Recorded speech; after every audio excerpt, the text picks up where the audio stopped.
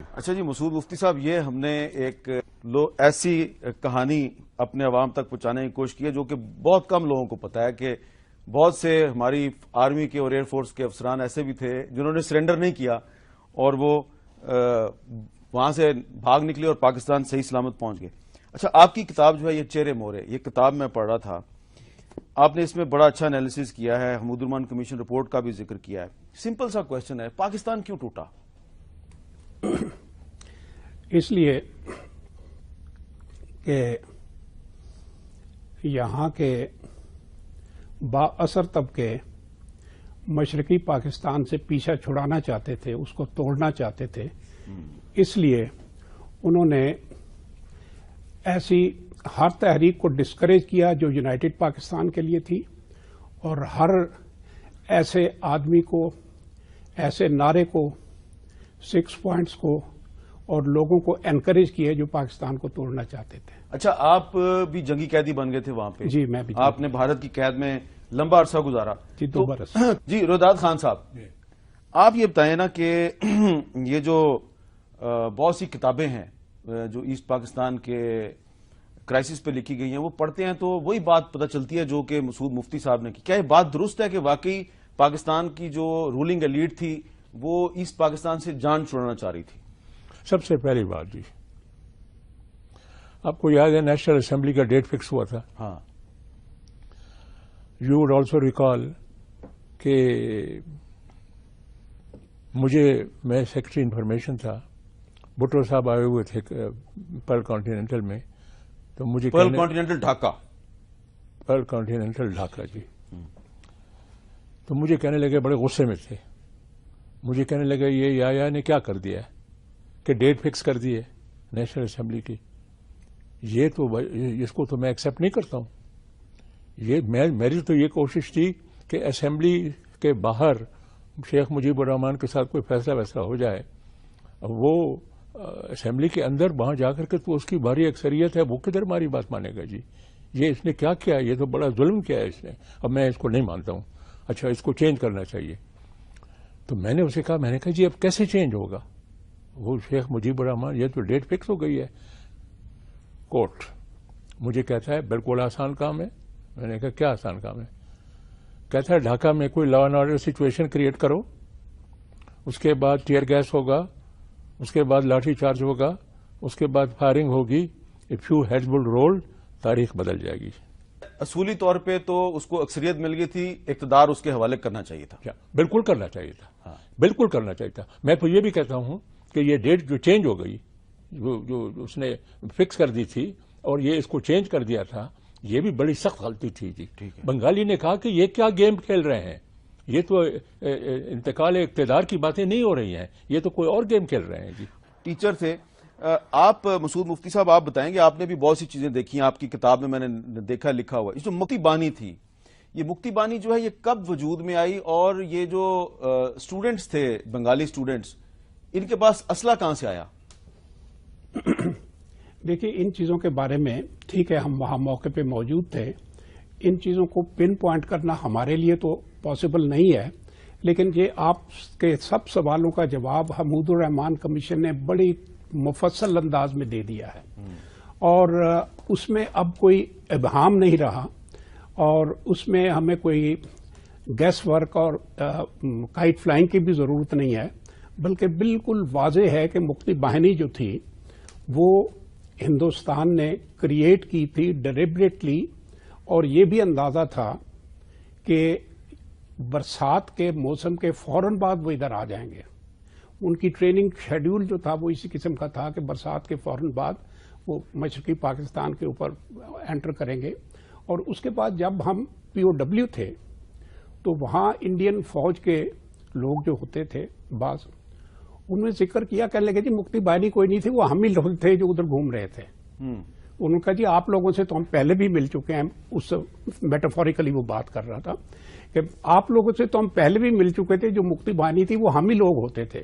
تو ایکچولی مکتی باہنی کے نام پہ 2 چیزیں تھیں جی، ایک ایکٹیو انڈین آرمی تھی، مثلا جب میمن سنگھ میں اپریل میں ہماری آرمی پہنچی ہے اور انہوں نے اس علاقے کو کلیئر کیا ہے، لیکن 25 مارچ سے لے کے اینڈ آف اپریل تک وہاں انڈین سکہ چلتا تھا، انڈین فوج، یعنی فوج اس میں نہیں تھی، وردیوں میں نہیں تھے وہ، لیکن وہ مکتی بانی بن کے اس علاقے میں بالکل گھوم پھر، یعنی کہ وہ انڈین آرمی ہی مکتی بانی تھی، نہ بھی ہی انڈین نہیں تھی۔ آرمی بھی تھی اس میں۔ ہاں جی۔ لیکن آپ نے اپنی کتاب میں حمود الرحمان کمیشن رپورٹ کے حوالے سے کچھ چیزیں دی ہیں، سب باتیں میں تو نہیں بتا سکتا، لیکن آپ نے اپنی کتاب کے صفحہ نمبر 224 پہ لکھا ہے کہ یہ اور حمود الرحمان کمیشن کا آپ حوالہ دے رہے ہیں جی کہ لیفٹیننٹ جنرل نیازی کے متعلق ذاتی بدچلنی جیسے الزامات کی وجہ سے ان کی شہرت سیالکوٹ، لاہور اور ڈھاکہ میں بہت خراب تھی، جو مشرقی پاکستان سے مغربی پاکستان کو پان کی سمگلنگ سے مزید آلودہ ہو گئی۔ جی جی اچھا، پھر آپ نے لکھا ہے جی کہ مارشل لا کے فرائض کے دوران بہت سے سینئر فوجی افسران، بالخصوص چوٹی کے افسران، کرپشن، شراب و شباب کی ہوس اور زر زن زمین کے لالچ کا شکار ہو گئے، جس کی وجہ سے نہ صرف ان کا جنگی رجحان ول ٹو فائٹ ختم ہو گیا، بلکہ پیشہ ورانہ صلاحیتیں بھی کند ہو گئیں اور وہ اس قابل نہ رہے کہ کسی جنگ کے لڑنے میں اہم اور نازک فیصلے کر سکیں۔ اور پھر آپ نے یہ بھی حوالہ دیا ہے کہ فوج کے تعلیمی نصاب میں ایسے مضامین بھی شامل کیے جائیں جس سے نوجوان ذہنوں میں مذہب، جمہوریت اور سیاسی اداروں کا احترام بڑھ سکے۔ تو یہ کیا آپ کے خیال میں مارشل لا کی وجہ سے یہ ساری خرابیاں پیدا ہوئی تھیں؟ دیکھیے، پہلے میں بہت شکریہ آپ نے اس کو پڑھ دیا ہے، لیکن میں یہ کلیئر کر دوں کہ میں نے نہیں لکھا جی، یہ حمود الرحمان کمیشن کا حوالہ یہ دیا۔ اس حوالہ بھی نہیں دیا جی، یہ ترجمہ ہے، براہ راست ترجمہ ہے ان کی انگریزی کا، Word to word۔ Word to word آپ یہ کہہ سکتے ہیں ترجمہ اچھا ہے یا برا ہے، یا ایک آدمی ایک انداز میں کرے گا، دوسرا آدمی دوسرے انداز، لیکن یہ جو کچھ ہے یہ حمود الرحمان کمیشن کہہ رہا ہے۔ میں نے اس کو صرف اس وجہ سے کوٹ کیا ہے کہ میں 4 کتابیں لکھ چکا ہوں ان سمیت۔ کر رہے تھے روداد خان صاحب، آپ عینی شاہد ہیں بہت سے واقعات کے، کیا ہم نے اپنی غلطیوں سے کوئی سبق سیکھا ہے؟ بالکل نہیں سیکھا، اور ایک سبق یہ تھا جو سیکھنا چاہیے تھا، نمبر 1 جی، اپنے لوگوں کے خلاف اپنی فوج کو کبھی استعمال مت کرو، جی کبھی استعمال مت کرو، اس کے نتائج بڑے سنگین ہوں گے، جی ثابت کر دیا اس پاکستان نے جی۔ نمبر 1، یہ میرا بغیر کسی کانٹرڈکشن کے میں کہہ سکتا ہوں جی، اگر وہ جو ریلیونٹ ٹائم تھا، اگر اس وقت مارشل لا نہ ہوتا اور الیکٹڈ گورنمنٹ ہوتی، پاکستان کبھی نہ ٹوٹتا جی، کبھی نہ ٹوٹتا جی۔ لڑائیاں ہوتی، آپس میں جھگڑے بھی ہوتے، ان کے ویسٹ پاکستانی لیڈر اور asset Pakistani leader, but Hamid we would have muddle through, کیونکہ کوئی asset Pakistani barring some intellectual جی ان ڈھاکہ، وہ پاکستان کو توڑنا بالکل نہیں چاہتا تھا جی، بالکل نہیں چاہتا تھا۔ تو یہ ایک بہت بڑا وہ ہے جی، یہ سبق ہم کو سیکھنا چاہیے تھا، یہ ہم نے ابھی تک نہیں سیکھا۔ اچھا، آپ نے یہ ذکر کیا نا کہ بہت سے ایسٹ پاکستانی انٹلیکچوئلز پاکستان نہیں توڑنا چاہتے تھے، لیکن کچھ جو نہیں، میں نے کہا بارنگ سم انٹلیکچوئل جی۔ ہاں نہیں، لیکن میں کہہ رہا ہوں کہ خود جو بہت سے مغربی مصنفین ہیں ان کی کتابیں اگر ہم پڑھیں، جیسے یہ the blood telegram, Nixon, Kissinger and a forgotten genocide, یہ گیری جے بیس نے ایک کتاب لکھی ہے، اور اسی طرح ایک بنگلہ دیشی مصنف ہے، اس نے یو ایس اسٹیٹ ڈپارٹمنٹ کا جو ریکارڈ ہے اس کو سامنے رکھ کے کتاب لکھی ہے، یہ میتھ اینڈ فیکٹس، بیز ایٹ خسرو۔ یہ تو کہہ رہا ہے کہ شیخ مجیب خفیہ پیغامات بھجواتا تھا امریکی ایمبیسڈر کو کہ ہم نے کوئی علیحدگی ولادگی نہیں کرنی، ہمارے کو معاملہ طے کرا دو، مذاکرات کرا دو، تو پھر بات کیوں نہیں بنی؟ آپ نے دیکھ، خادم حسین راجہ صاحب نے لکھا ہے جی کہ شیخ مجیب نے ان کو پیغام بھیجا تھا کہ مجھے اریسٹ کر لو، ہاں، چونکہ وہ ایکسٹریمسٹ کے پریشر سے بچنے کے لیے، لیکن اس وقت امور مملکت خیر، رموز مملکت خیر، یہی بات شیخ مجیب الرحمان نے جنرل ذاکر حسین سید کو بھی کہی۔ ایگزیکٹلی، تو انہوں نے کہا جی نہیں، ہم آپ کو اریسٹ۔ اچھا، اور خادم حسین راجہ صاحب نے یہ بھی لکھا ہے کہ صاحبزادہ یعقوب علی خان صاحب نے جب فوجی آپریشن کی مخالفت کی اور ایڈمرل احسن نے بھی مخالفت کی اور انہوں نے استعفیٰ دے دیا، تو ہم نے بھی سوچا کہ ہم بھی استعفیٰ دے دیں، لیکن ہمیں یعقوب علی خان صاحب نے روک دیا۔ اگر ہم جو یو ایس اسٹیٹ ڈپارٹمنٹ کی جو آرکائیو ہے، جو کہ ایک مخصوص مدت کے بعد پبلک کر دی جاتی ہے، اس میں جائیں تو جو ان کی نیشنل سیکیورٹی آرکائیو کی ویب سائٹ ہے، اس میں اگر آپ جائیں تو آپ کو پتہ چلے گا کہ جب پاکستان پہ انڈیا نے حملہ کیا ہوا تھا یا کرنے والا تھا، تو اس زمانے میں جو کسنجر صاحب ہیں اور صدر نکسن، ان کی آپس میں کیا باتیں ہوتی تھیں، تو یہ اس میں ہے کہ جی their reaction to Nixon's meetings with Indian Prime Minister Indira Gandhi on November 5, 1971. According to Kissinger, the Indians are bastards anyway. They are starting a war there. While Gandhi was a bitch, we got what we wanted to. تو bastard اور بچ کا لفظ استعمال کیا گیا اندرا گاندھی کے بارے میں. یہ یو ایس اسٹیٹ ڈپارٹمنٹ کی جو نیشنل سیکورٹی کی آرکائیو ہے یہ اس میں ہے. مجھے کسی کو گالی دینے کا شوق نہیں ہے.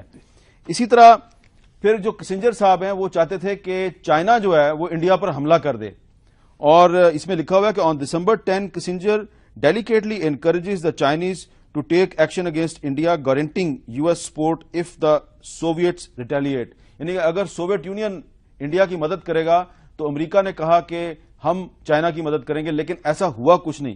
تو مسعود مفتی صاحب یہ بتائیے کہ وہ جو 7واں بحری بیڑا تھا امریکہ کا وہ بھی نہیں آیا. یہ آرکائیو سے پتا چلتا ہے کہ وہ اندرا گاندھی کو باسٹرڈ بچ کہہ رہے تھے, لیکن پاکستان کی مدد کسی نے نہیں کی. اس کی کیا وجہ تھی؟ اس لیے جی کہ پاکستان چونکہ اپنی مدد خود نہیں کر رہا تھا. جب آپ خود انڈرمائن کر رہے ہیں, میں آپ کو بتاؤں وہاں جو 5 محاذوں پہ جب 12 ڈویژن فوج انڈیا کی اور ایئر فورس نے اٹیک کیا 22 نومبر کے آس پاس, اور اس کے بعد 3 دسمبر کو یہاں سے اٹیک ہوا, تو جتنے بنگالی ہمارے دوست تھے اور جتنے بنگالی پاکستان کے لیے ہمدردی رکھتے تھے, اور میرا خیال ہے کہ آخری دن تک 75% بنگالی ہمارے ساتھ رہنا چاہتے تھے اور پاکستانی تھے, وہ ایک ہی سوال, اب 2 سوال ہم سے پوچھتے تھے کہ سیکیورٹی کونسل میں یہ مسئلہ کیوں نہیں اٹھایا جا رہا کہ ہمارے اوپر اٹیک ہوا ہے, ایک بات.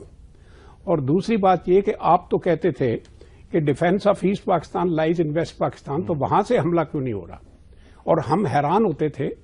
اب میں نے اس میں اور اس سے پہلے بھی دوسری کتابوں پہ بھی ایک چھوٹے سے واقعے کا ذکر کیا ہے کہ 22 کو اٹیک ہوا اور 24 نومبر کا یہ واقعہ ہے کہ اس زمانے میں جو ڈسپیچز بھیجے جاتے تھے فارن کورسپونڈنٹس کی طرف سے اپنی اخباروں کو, اس کی کاپی انفارمیشن منسٹری کو دی جاتی تھی. وہ مجھے دیکھنے کا اتفاق ہوا, اور اس میں ایک نے اپنے اخبار کو یہ لکھا تھا کہ یہ چونکہ 24 نومبر کی میں بات کر رہا ہوں کہ یہ جنگ جو اب ہونے والی ہے اور ناگزیر ہے, اس میں 3 پاسبلٹیز جو ہیں اسپیکولیٹ ہو رہی ہیں. پہلی 2 کا میں ذکر نہیں کرتا. تیسری کا یہ ہے, اس نے کہا تھا کہ it will be a mock war and quick surrender by Pakistan, اس لیے کہ جنرل یحییٰ جو ہیں وہ مفتی باہنی کے سامنے ہتھیار نہیں ڈالنا چاہتے, بلکہ انڈیا کے سامنے ہتھیار ڈال کے ویسٹ پاکستان پہ اپنی حکومت کو قائم رکھنا چاہتے ہیں. اچھا, مجھے اس وقت تو بہت سخت غصہ آیا, لیکن سچی بات یہ ہے کہ 24 نومبر کے بعد جیسے حالات گئے تو اس کے بعد دن بدن مجھے یقین ہوتا گیا کہ یہ اسپیکولیشن ٹھیک ہے. اور جب میں واپس آیا تو میں نے جنرل فضل مقیم کی کتاب پڑھی کہ نہ صرف جنگ وہاں کیسے لڑی گئی اور ادھر کیسے لڑی گئی, کہ اس آدمی کی جو پروجیکشن تھی وہ بالکل درست ثابت تھی. اچھا, میں اس پہ جی, میں یحییٰ خان کے پاس گیا جی, ڈھاکہ فال, اور نور الامین صاحب بھی گئے جی. اور تو نور الامین صاحب گئے ڈرائنگ روم میں, انہوں نے مجھے کہا دیکھو میں وائس پریزیڈنٹ ہوں کہ کیا ہوں, 3 دن سے میں کوشش کر رہا ہوں, مجھے اپائنٹمنٹ نہیں ملتی ہے. میں نے فون کیا تو انہوں نے کہا ان کو اپنے ساتھ لے آئیے جی. ڈرائنگ روم میں یہ سب بیٹھے ہوئے تھے, حمید تھا, گل حسن تھا, باقی لوگ تھے جی. تو وہ کہتا ہے ان کو نور الامین صاحب, ڈھاکہ گیا, ایسٹ پاکستان گیا, اور آپ شراب پی رہے ہیں, شراب پی رہے ہیں آپ لوگ, ملک تباہ ہو گیا, ملک ہو گیا جی.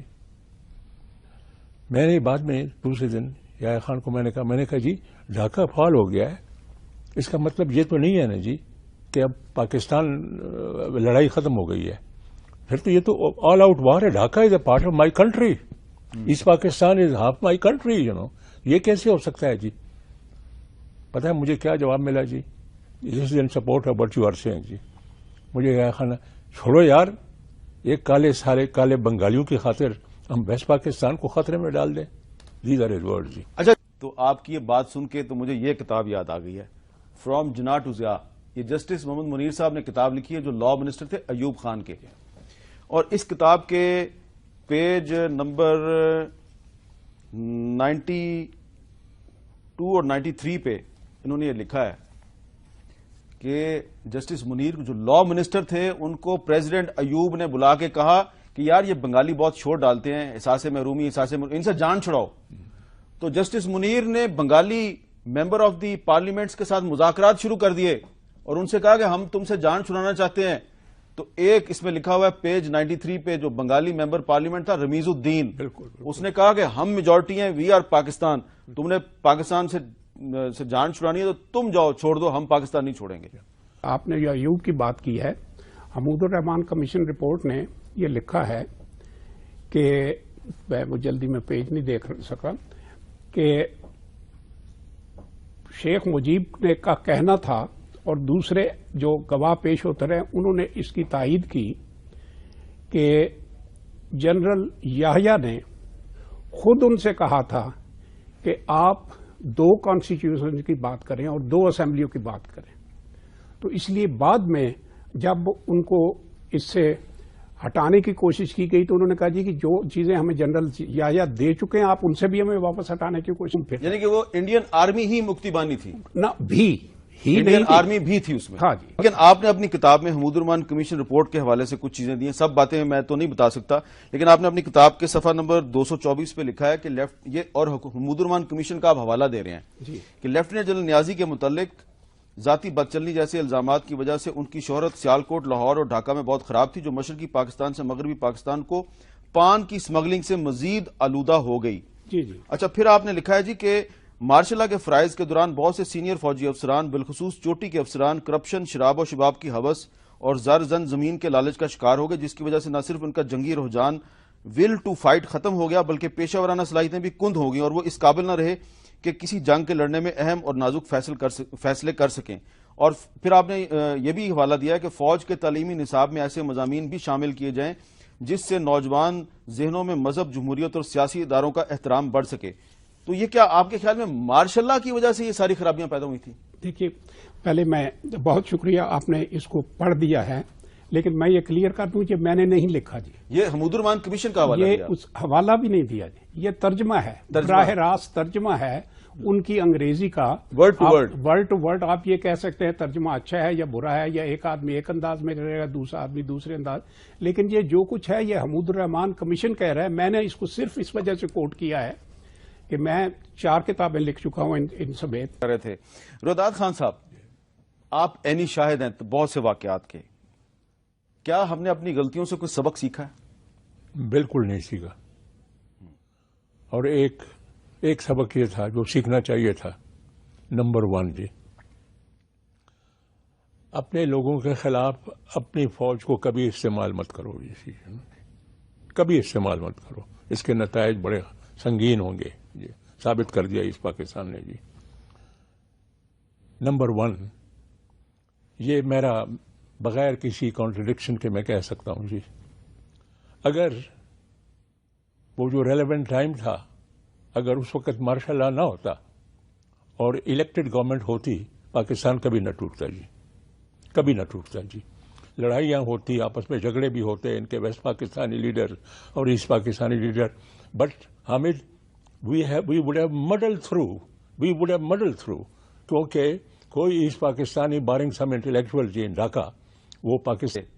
اور اس میں لکھا ہوا ہے کہ on December 10 Kissinger delicately encourages the Chinese to take action against India guaranteeing US support if the Soviets retaliate. یعنی کہ اگر سوویت یونین انڈیا کی مدد کرے گا تو امریکہ نے کہا کہ ہم چائنا کی مدد کریں گے، لیکن ایسا ہوا کچھ نہیں. تو مسعود مفتی صاحب یہ بتائیے کہ وہ جو 7واں بحری بیڑا تھا امریکہ کا وہ بھی نہیں آیا. یہ آرکائیو سے پتا چلتا ہے کہ وہ اندرا گاندھی کو باسٹرڈ بچ کہہ رہے تھے، لیکن پاکستان کی مدد کسی نے نہیں کی. اس کی کیا وجہ تھی؟ اس لیے جی کہ پاکستان چونکہ اپنی مدد خود نہیں کر رہا تھا. جب آپ خود انڈرمائن کر رہے ہیں، میں آپ کو بتاؤں وہاں جو 5 محاذوں پہ جب 12 ڈویژن فوج انڈیا کی اور ایئر فورس نے اٹیک کیا 22 نومبر کے آس پاس، اور اس کے بعد 3 دسمبر کو یہاں سے اٹیک ہوا، تو جتنے بنگالی ہمارے دوست تھے اور جتنے بنگالی پاکستان کے لیے ہمدردی رکھتے تھے، اور میرا خیال ہے کہ آخری دن تک 75% بنگالی ہمارے ساتھ رہنا چاہتے تھے اور پاکستانی تھے. وہ ایک ہی سوال، اب 2 سوال ہم سے پوچھتے تھے کہ سیکیورٹی کونسل میں یہ مسئلہ کیوں نہیں اٹھایا جا رہا کہ ہمارے اوپر اٹیک ہوا ہے، ایک بات. اور دوسری بات یہ کہ آپ تو کہتے تھے کہ defence of asset Pakistan lies in waste Pakistan, تو وہاں سے حملہ کیوں نہیں ہو رہا؟ اور ہم حیران ہوتے تھے. اب میں نے اس میں اور اس سے پہلے بھی دوسری کتابوں پہ بھی ایک چھوٹے سے واقعے کا ذکر کیا ہے کہ 22 کو اٹیک ہوا اور 24 نومبر کا یہ واقعہ ہے کہ اس زمانے میں جو ڈسپیچز بھیجے جاتے تھے فارن کورسپونڈنٹس کی طرف سے اپنی اخباروں کو، اس کی کاپی انفارمیشن منسٹری کو دی جاتی تھی. وہ مجھے دیکھنے کا اتفاق ہوا اور اس میں ایک نے اپنے اخبار کو یہ لکھا تھا کہ یہ چونکہ 24 نومبر کی میں بات کر رہا ہوں کہ یہ جنگ جو اب ہونے والی ہے اور ناگزیر ہے، اس میں 3 پاسبلٹیز جو ہیں اسپیکولیٹ ہو رہی ہیں. پہلی 2 کا میں ذکر نہیں کرتا. تیسری کا یہ ہے، اس نے کہا تھا کہ it will be a mock war and quick surrender by Pakistan, اس لیے کہ جنرل یحییٰ جو ہیں وہ مکتی باہنی کے سامنے ہتھیار نہیں ڈالنا چاہتے، بلکہ انڈیا کے سامنے ہتھیار ڈال کے ویسٹ پاکستان پہ اپنی حکومت کو قائم رکھنا چاہتے ہیں. اچھا، مجھے اس وقت تو بہت سخت غصہ آیا، لیکن سچی بات یہ ہے کہ 24 نومبر کے بعد جیسے حالات گئے تو اس کے کیا آسان کام ہے. کہتا ہے ڈھاکہ میں کوئی law and order situation create کرو، اس کے بعد ٹیئر گیس ہوگا، اس کے بعد لاٹھی چارج ہوگا، اس کے بعد فائرنگ ہوگی. If you head will roll, تاریخ بدل جائے گی. اصولی طور پہ تو اس کو اکثریت مل گئی تھی، اقتدار اس کے حوالے کرنا چاہیے تھا. بالکل کرنا چاہیے تھا، بالکل کرنا چاہیے تھا. میں تو یہ بھی کہتا ہوں کہ یہ ڈیٹ جو چینج ہو گئی، جو اس نے فکس کر دی تھی اور یہ اس کو چینج کر دیا تھا، یہ بھی بڑی سخت غلطی تھی. جی بنگالی نے کہا کہ یہ کیا گیم کھیل رہے ہیں، یہ تو انتقال اقتدار کی باتیں نہیں ہو رہی ہیں، یہ تو کوئی اور گیم کھیل رہے ہیں. جی ٹیچر تھے آپ، مسعود مفتی صاحب، آپ بتائیں گے، آپ نے بھی بہت سی چیزیں دیکھی ہیں، آپ کی کتاب میں نے دیکھا لکھا ہوا. یہ جو مکتی بانی تھی، یہ مکتی بانی جو ہے یہ کب وجود میں آئی، اور یہ جو اسٹوڈنٹس تھے بنگالی اسٹوڈنٹس، ان کے پاس اسلحہ کہاں سے آیا؟ دیکھیے، ان چیزوں کے بارے میں ٹھیک ہے ہم وہاں موقع پہ موجود تھے، ان چیزوں کو پن پوائنٹ کرنا ہمارے لیے تو پاسبل نہیں ہے، لیکن یہ آپ کے سب سوالوں کا جواب حمود الرحمان کمیشن نے بڑی مفصل انداز میں دے دیا ہے، اور اس میں اب کوئی ابہام نہیں رہا، اور اس میں ہمیں کوئی گیس ورک اور کائٹ فلائنگ کی بھی ضرورت نہیں ہے، بلکہ بالکل واضح ہے کہ مکتی باہنی جو تھی وہ ہندوستان نے کریٹ کی تھی ڈیلیبریٹلی، اور یہ بھی اندازہ تھا کہ برسات کے موسم کے فوراً بعد وہ ادھر آ جائیں گے. ان کی ٹریننگ شیڈیول جو تھا وہ اسی قسم کا تھا کہ برسات کے فوراً بعد وہ مشرقی پاکستان کے اوپر انٹر کریں گے. اور اس کے بعد جب ہم POW تھے تو وہاں انڈین فوج کے لوگ جو ہوتے تھے بعض، انہوں نے ذکر کیا، کہنے لگے جی مکتی باہنی کوئی نہیں تھی، وہ ہم ہی لوگ تھے جو ادھر گھوم رہے تھے. انہوں نے کہا جی آپ لوگوں سے تو ہم پہلے بھی مل چکے ہیں، اس میٹافوریکلی وہ بات کر رہا تھا کہ آپ لوگوں سے تو ہم پہلے بھی مل چکے تھے، جو مکتی باہنی تھی وہ ہم ہی لوگ ہوتے تھے. تو ایکچولی مکتی باہنی کے نام پہ 2 چیزیں تھیں جی. ایک ایکٹیو انڈین آرمی تھی، مثلا جب میمن سنگھ میں اپریل میں آپ ہماری آرمی پہنچی ہے اور انہوں نے اس علاقے کو کلیئر کیا ہے، لیکن 25 مارچ سے لے کے اینڈ آف اپریل تک وہاں انڈین سکہ چلتا تھا. انڈین فوج یعنی فوج اس میں نہیں تھی، وردیوں میں نہیں تھے وہ، لیکن وہ مکتی باہنی بن کے اس علاقے میں بالکل گھوم. اچھا جی مسعود مفتی صاحب، یہ ہم نے ایک ایسی کہانی اپنے عوام تک پہنچانے کی کوشش کی ہے جو کہ بہت کم لوگوں کو پتا ہے کہ بہت سے ہماری آرمی کے اور ایئر فورس کے افسران ایسے بھی تھے جنہوں نے سرنڈر نہیں کیا اور وہ وہاں سے بھاگ نکلے اور پاکستان صحیح سلامت پہنچ گئے. اچھا، آپ کی کتاب جو ہے یہ چہرے مورے، یہ کتاب میں پڑھ رہا تھا، آپ نے اس میں بڑا اچھا انالیسس کیا ہے، حمود الرحمان کمیشن رپورٹ کا بھی ذکر کیا ہے. سمپل سا کوشچن ہے، پاکستان کیوں ٹوٹا؟ اس لیے کہ یہاں کے با اثر طبقے مشرقی پاکستان سے پیچھا چھڑانا چاہتے تھے، اس کو توڑنا چاہتے تھے. اس لیے انہوں نے ایسی ہر تحریک کو ڈسکریج کیا جو یونائٹڈ پاکستان کے لیے تھی، اور ہر ایسے آدمی کو، ایسے نعرے کو، 6 پوائنٹس کو اور لوگوں کو انکریج کیے جو پاکستان کو توڑنا چاہتے تھے۔ اچھا، آپ بھی جنگی قیدی بن گئے تھے وہاں پہ؟ جی، میں بھی۔ آپ نے بھارت کی قید میں لمبا عرصہ گزارا؟ جی، 2 برس۔ جی، رویداد خان صاحب، آپ یہ بتائیں نا کہ یہ جو بہت سی کتابیں ہیں جو ایسٹ پاکستان کے کرائسس پہ لکھی گئی ہیں، وہ پڑھتے ہیں تو وہی بات پتہ چلتی ہے جو کہ مسعود مفتی صاحب نے کی۔ کیا یہ بات درست ہے کہ واقعی پاکستان کی جو رولنگ ایلیٹ تھی وہ ایسٹ پاکستان سے جان چھڑانا چاہ رہی تھی؟ سب سے پہلی بات جی، آپ کو یاد ہے نیشنل اسمبلی کا ڈیٹ فکس ہوا تھا؟ ہاں۔ یو وڈ آلسو ریکال کہ میں سیکرٹری انفارمیشن تھا، بھٹو صاحب آئے ہوئے تھے پرل کانٹیننٹل میں، تو مجھے Pearl Continental Dhaka, Pearl Continental Dhaka جی، تو مجھے کہنے لگے، بڑے غصے میں تھے، مجھے کہنے لگے یہ یا نے کیا کر دیا ہے کہ ڈیٹ فکس کر دی ہے نیشنل اسمبلی کی، یہ تو اس کو تو میں ایکسپٹ نہیں کرتا ہوں۔ میری تو یہ کوشش تھی کہ اسمبلی کے باہر شیخ مجیب الرحمان کے ساتھ کوئی فیصلہ ہو جائے، وہ اسمبلی کے اندر وہاں جا کر کے تو اس کی بھاری اکثریت ہے، وہ کدھر ہماری بات مانے گا جی؟ یہ اس نے کیا کیا؟ یہ تو بڑا ظلم کیا ہے اس نے، اب میں اس کو نہیں مانتا ہوں، اچھا اس کو چینج کرنا چاہیے۔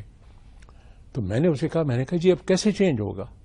وہ شیخ مجیب الرحمان، یہ تو ڈیٹ فکس ہو گئی ہے کورٹ۔ مجھے کہتا ہے بالکل آسان کام ہے۔ میں نے کہا کان کو توڑنا بالکل نہیں چاہتا تھا جی، بالکل نہیں چاہتا تھا۔ تو یہ ایک بہت بڑا وہ ہے جی، یہ سبق ہم کو سیکھنا چاہیے تھا، یہ ہم نے ابھی تک نہیں سیکھا۔ اچھا، آپ نے یہ ذکر کیا نا کہ بہت سے ایسٹ پاکستانی انٹلیکچوئلز پاکستان نہیں توڑنا چاہتے تھے، لیکن کچھ جو نہیں، میں نے کہا بارنگ سم انٹلیکچوئل جی، ہاں نہیں، لیکن میں کہہ رہا ہوں کہ خود جو بہت سے مغربی مصنفین ہیں ان کی کتابیں اگر ہم پڑھیں، جیسے یہ the blood telegram, Nixon, Kissinger and a forgotten genocide, یہ گیری جے بیس نے ایک کتاب لکھی ہے، اور اسی طرح ایک بنگلہ دیشی مصنف ہے، اس نے یو ایس اسٹیٹ ڈپارٹمنٹ کا جو ریکارڈ ہے اس کو سامنے رکھ کے کتاب لکھی ہے، یہ میتھ اینڈ فیکٹس، بیز ایٹ خسرو۔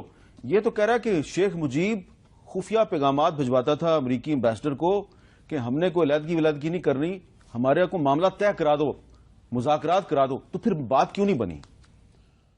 آپ نے خادم حسین راجہ صاحب نے لکھا ہے جی کہ شیخ مجیب نے ان کو پیغام بھیجا تھا کہ مجھے اریسٹ کر لو، ہاں، چونکہ وہ ایکسٹریمسٹ کے پریشر سے بچنے کے لیے، لیکن اس وقت امور مملکت خیر، رموز مملکت خیر، یہی بات شیخ مجیب الرحمان نے جنرل ذاکر حسین سید کو بھی کہی۔ ایگزیکٹلی، تو انہوں نے کہا جی نہیں، ہم آپ کو اریسٹ۔ اچھا، اور خادم حسین راجہ صاحب نے یہ بھی لکھا ہے کہ صاحبزادہ یعقوب علی خان صاحب نے جب فوجی آپریشن کی مخالفت کی اور ایڈمرل احسن نے بھی مخالفت کی اور انہوں نے استعفیٰ دے دیا، تو ہم نے بھی سوچا کہ ہم بھی استعفیٰ دے دیں، لیکن ہمیں یعقوب علی خان صاحب نے روک دیا۔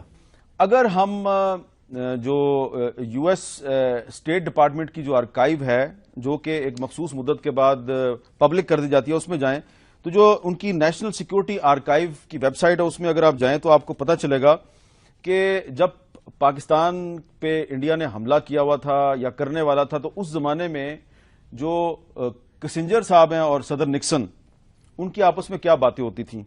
تو یہ اس میں ہے کہ جی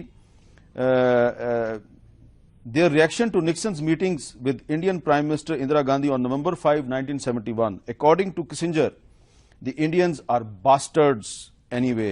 They are starting a war there. While Gandhi was a bitch, we got what we wanted to. تو باسٹرڈ اور بچ کا لفظ استعمال کیا گیا اندرا گاندھی کے بارے میں۔ یہ یو ایس اسٹیٹ ڈپارٹمنٹ کی جو نیشنل سیکورٹی کی آرکائیو ہے، یہ اس میں ہے۔ مجھے کسی کو گالی دینے کا شوق نہیں ہے۔ اسی طرح پھر جو کسنجر صاحب ہیں وہ چاہتے تھے کہ چائنا جو ہے وہ انڈیا پر حملہ کر